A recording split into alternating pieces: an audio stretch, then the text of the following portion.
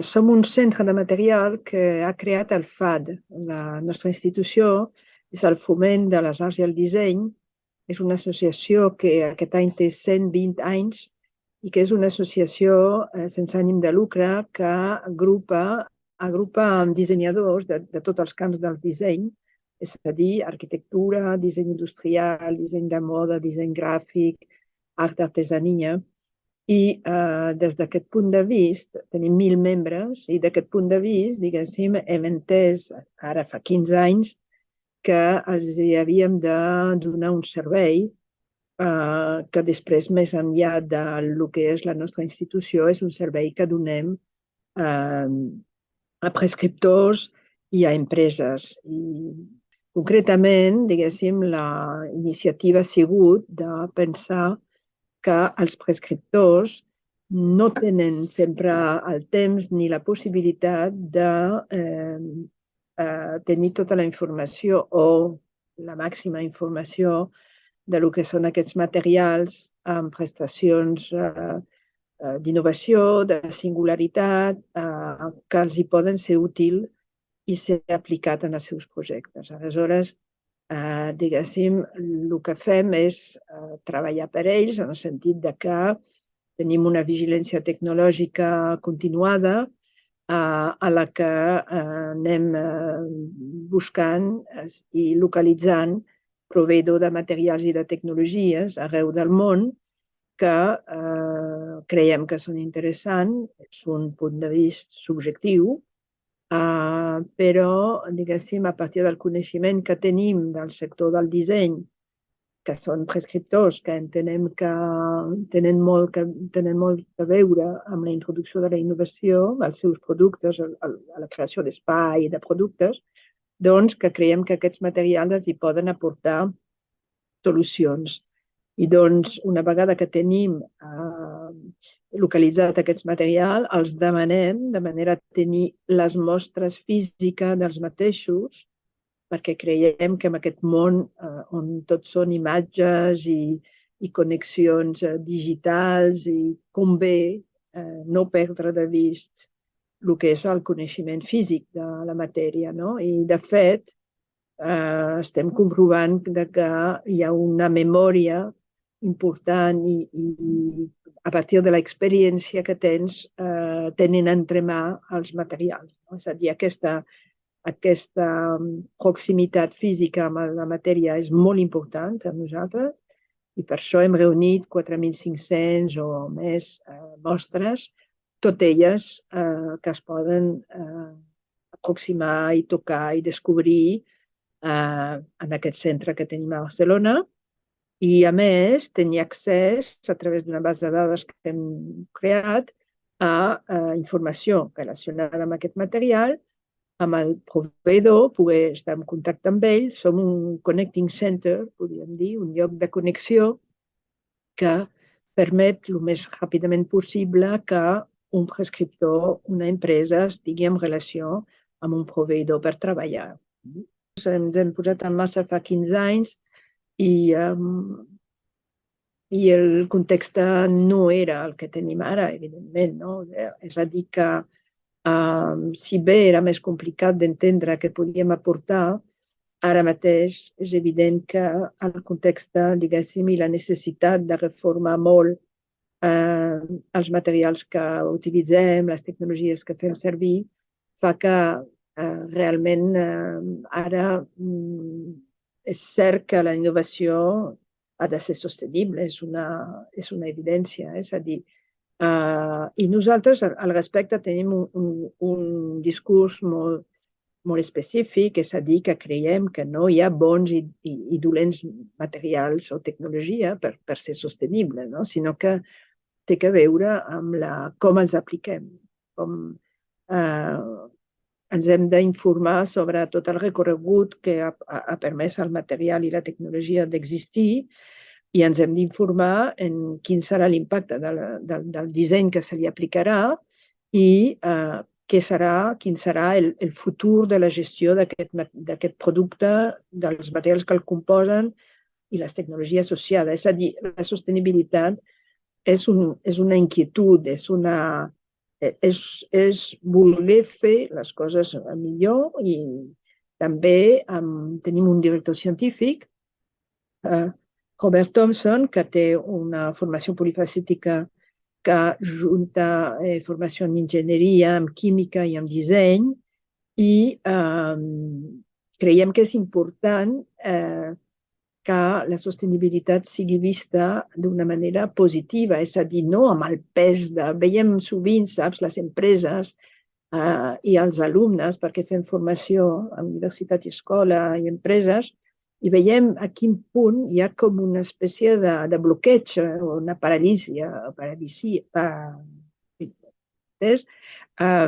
i volem nosaltres fer de manera que es vegi de la manera més positiva possible aquest context, no?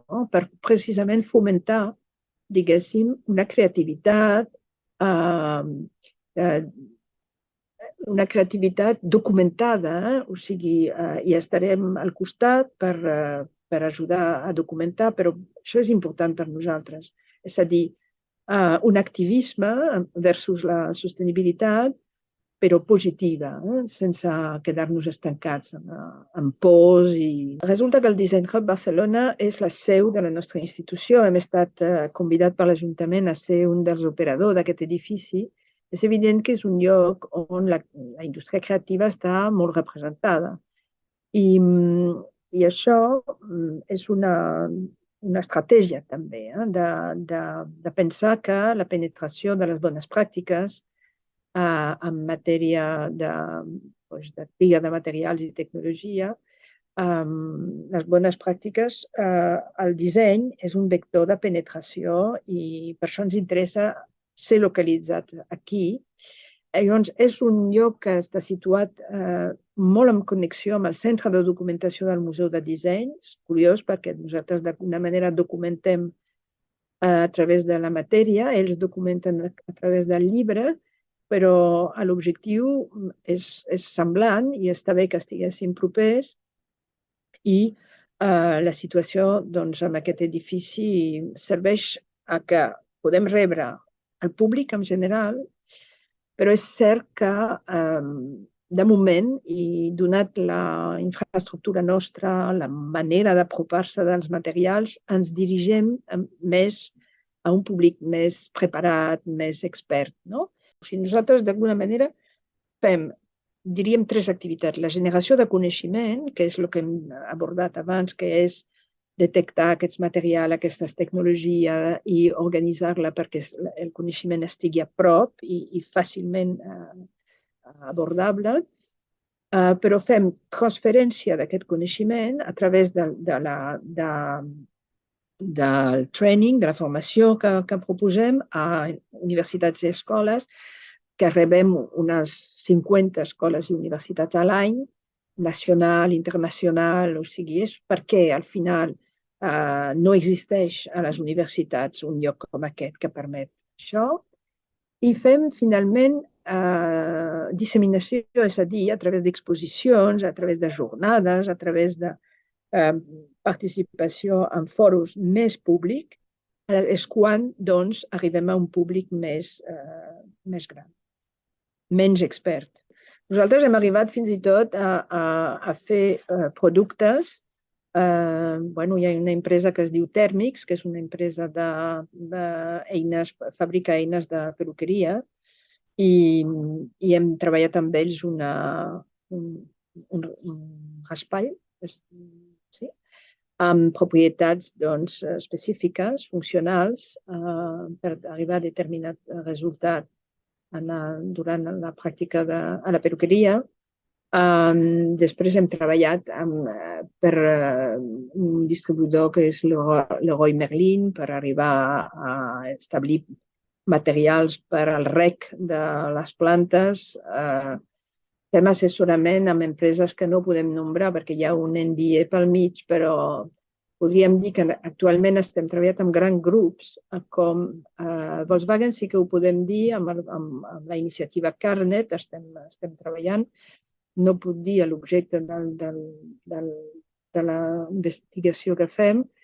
Amb altres, treballem, per exemple, amb una un gran grup internacional que s'ocupa d'indumentària en el camp de l'esport i que ens fa treballar per descobrir materials per futurs calçats esportiu i aleshores rebem un conjunt d'indicacions i de desig i obligacions i treballem per recomanar o inclús per hibridar materials i poder respondre. I un altre grup en el que treballem actualment, la puc nombrar, però puc dir que és en el sector del luxe i que treballen amb Querro i estem treballant amb ells per donar sortida a diferents recursos de la seva fabricació. Treballem amb startups per acompanyar-lo en primícies, per averiguar, diguéssim, la validesa de determinades estratègies, per donar idea, per anar cap a materials. Mira, això és superimportant. De fet, el 2013 hem obtingut, i la nostra institució era el líder d'aquest projecte, el primer Creative Europe que treballava en l'àmbit del disseny, no? Perquè el Creative Europe era molt de teatre i música, etc. I havíem treballat un projecte per ajuntar el disseny i els materials avançats. No? I ara hem terminat un projecte en la mateixa línia, un pas més endavant, que és liderat pel Politecnico de Milán i també teníem amb nosaltres la Universitat KIEA de Copenhagen i també l'Alvar Aalto, amb la Universitat Alvar Aalto. Cadascú de nosaltres treballàvem amb un grup de materials específics. En el cas nostre treballàvem amb la nanotecnologia, amb la Universitat Tecnum de Navarra. A Suècia treballaven amb wood-based materials. A Copenhagen se centraven en residus i al Politecnico de Milà amb materials aplicables al wearable, a la indumentària. I l'objectiu era molt interessant, consistia en qüestionar la manera que traspassem el coneixement dels materials de la universitat o dels centres de recerca a les empreses. I això té a veure amb mecanismes molt importants com és compartir un llenguatge, establir una metodologia, perquè sovint observem que els centres d'investigació i les empreses tenen dificultats en treballar junts. Temes de calendaris, d'agenda, de ritme, de llenguatges i de metodologia. I per nosaltres és molt important i de fet hem creat una xarxa internacional des del començament de la nostra activitat quan hem començat a treballar amb un grup de França, però continuament, i ara estem preparant un nou projecte europeu i és fonamental. Tenim contactes amb universitats en Països Baixos i és fonamental de poder, efectivament, saber que els que practiquen la nostra activitat arreu del món. Nosaltres creiem que l'intercanvi, el posar en comú coneixement, comentar l'actualitat des de diferents punts de vista és molt important. És un factor de creixement evident, no? I per això ens interessa, efectivament, el clúster de materials avançats. Tot i que som una mica especials en allà, la veritat, i ens adonem. És a dir, la nostra pràctica, hi ha altres centres assessors al clúster, però és cert que, en general, costa entendre què fem. Mira, jo crec que l'objectiu més important és créixer amb números. És a dir, quan més serem, millor. I més la massa crítica augmentarà i tot i que ens hem creat d'una manera que obrim molts àmbits, perquè al final el material avançat existeix, a tots els sectors econòmics i veiem, no?, quan ens reunim que hi ha... Però és força interessant, precisament. És una mica en ressonància amb el que nosaltres veiem, no? Aquesta manera de tenir un ull posat a tots els sectors econòmics és un factor d'innovació, perquè si ens interessem a les tecnologies, estratègia dels altres sectors i que arribem a transportar-les, és un factor d'innovació segur, evident. Hem de ser més, hem de ser molts al clúster de materials avançats, sí. Jo li augureixo el futur més gran, que és a dir, l'enteniment de lo que és el material avançat. Què s'entén? Què és la idea de dir que un material o una tecnologia pot ser avançat? Jo crec que si arribem a dinamitzar al màxim aquest concepte i que fins i tot anem més enllà en el contacte amb els altres clústers, que d'alguna manera hi som presents amb tots, perquè, o sigui, cada clúster en un moment donat té una relació amb el material i la tecnologia associada, amb la qual jo crec que tenim un futur molt interessant en quant a la relació interclúster i el creixement amb nombres d'empreses que serem, sí.